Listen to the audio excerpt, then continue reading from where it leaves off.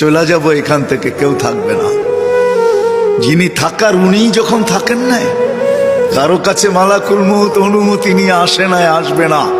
শুধু একজন মুহাম্মদুর রাসূলুল্লাহ সাল্লাল্লাহু আলাইহি ওয়াসাল্লামের কাছে মালাকুল মউত যখন আসছেন, তো আল্লাহ বলছে বন্ধুর কাছে অনুমতি নিয়ে ঢুকবে। অনুমতি দিলে ঢুকবে, নাইলে ফিরে আসবে। বন্ধু আমার, খবরদার অনুমতি ছাড়া যায় গর্জায় ঢুকা যাবে না। আমাদের কারো কাছে অনুমতি নিয়ে আসবে না, ওনার কাছে অনুমতি নিয়ে গেছেন। তারপরও বলছে শোনো, ঢুকার অনুমতি দিলেই কিন্তু হাত রাইখা দিবা না, আবার অনুমতি নিবা, রাখবা কি রাখবা না।